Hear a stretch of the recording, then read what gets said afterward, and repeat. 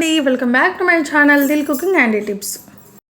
ఈరోజు వీడియోలో చాలా టేస్టీగా ఉండే సేమియా పులిహోరని ఎలా చేసుకోవాలో చూపించబోతున్నానండి. మనం ఇంట్లో నార్మల్గా చేసుకునే సేమియా ఉప్మాని కనుక పిల్లలు ఇష్టంగా తినలేకపోతే ఈ విధంగా ఒకసారి సేమియా పులిహోరని చేసి పెట్టండి. ఇంకెప్పుడు ఇదే చేసి పెట్టండి మమ్మీ అని అడుగుతారు. అంత బాగుంటుంది. దీని టేస్ట్ తయారు చేయడం కూడా చాలా సులువు. ఇంకా దీన్ని ఎలా తయారు చేసుకోవాలో ప్రాసెస్లోకి వెళ్ళిపోదాం. సో ముందుగా నేనైతే ఇక్కడ 200 గ్రాముల వరకు బ్యాంబినో సేమియా అయితే తీసుకున్నానండి. ఇప్పుడు స్టవ్ పైన ఒక ప్యాన్ పెట్టేసుకొని అందులోకి ఆల్రెడీ 1 టీ స్పూన్ ఆయిల్ని అయితే వేసుకున్నాను. తర్వాత ఇందులోకి మనం సేమియా ఉడకబెట్టడానికి సరిపడినంత నీళ్లను వేసుకొని తర్వాత అందులోకి రుచికి సరిపడా ఉప్పు కూడా వేసుకొని హై ఫ్లేమ్లో నీళ్లను బాగా తెల్లకాగనివ్వాలండి. ఇలా నీళ్లు బాగా మరుగుతున్నప్పుడు ఇందులోకి మనం సేమియాని వేసుకోవాలి. సేమియాను వేసుకోగానే ఒకసారి బాగా కలిపేసుకోవాలండి, లేదంటే ఈ సేమియా అనేది ఉండలు కట్టేస్తుంది. సో ఒకసారి కలిపేసుకుంటే సరిపోతుంది. మనం ఇందులో ఆల్రెడీ నూనె వేసాం కాబట్టి సేమియా మరీ సాఫ్ట్గా కాకుండా ఉండలు కట్టుకోకుండా చాలా బాగుంటుంది.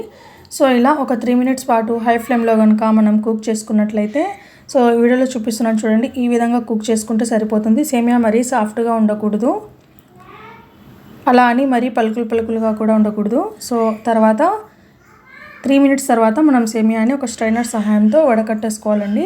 సో నీళ్లను వేరుగా చేసుకోవాలి. సేమియాని వేరే బౌల్లోకి తీసి పక్కన పెట్టుకోవాలి.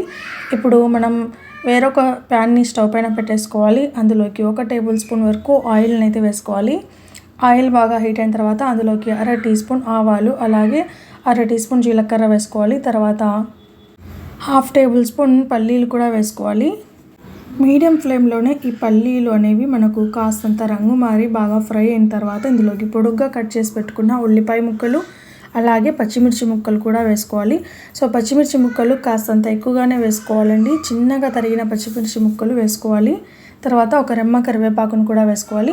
ఈ ఉల్లిపాయ ముక్కలు అనేవి ఆయిల్లో బాగా మగ్గి మెత్తగా అయిన తర్వాత అందులోకి 1 టీ స్పూన్ వరకు పసుపును వేసుకోవాలి. తర్వాత 1 టీ స్పూన్ వరకు ఉప్పును కూడా వేసుకోవాలి. ఇక్కడ మీరు ఉప్పు అనేది రుచికి సరిపడినంత వేసుకోండి. 1 టీ స్పూన్ అంటే 1 టీ స్పూన్ అని వేసుకోకూడదు. సో సేమియాలో మనకు ఉప్పు క్వాంటిటీని బట్టి ఇక్కడ ఉప్పుని యాడ్ చేసుకోవాలి. తర్వాత అరచెక్క నిమ్మరసాన్ని పిండేసుకోవాలండి.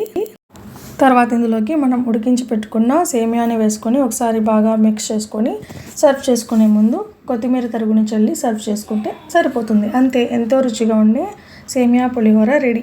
నార్మల్ సేమియా కన్నా కూడా ఈ రెసిపీ చాలా బాగుంటుందండి. పిల్లలకైతే చాలా నచ్చేస్తుంది. వాళ్ళు ఎప్పుడైనా బ్రేక్ఫాస్ట్ తినడానికి మారం చేసినప్పుడు ఇలా చేసి పెట్టండి, చాలా ఇష్టంగా తినేస్తారు. మరైతే నా రెసిపీ మీకు ఎలా అనిపించింది, నచ్చిందా? అయితే మరి ఇలాంటివి ఇంకెన్నో ఇంట్రెస్టింగ్ రెసిపీస్ కోసం నా వీడియోని లైక్ చేయండి, మీ ఫ్రెండ్స్ అండ్ ఫ్యామిలీ మెంబర్స్తో షేర్ చేయండి, అండ్ అలాగే సబ్స్క్రైబ్ చేసుకోవడం మర్చిపోవద్దు.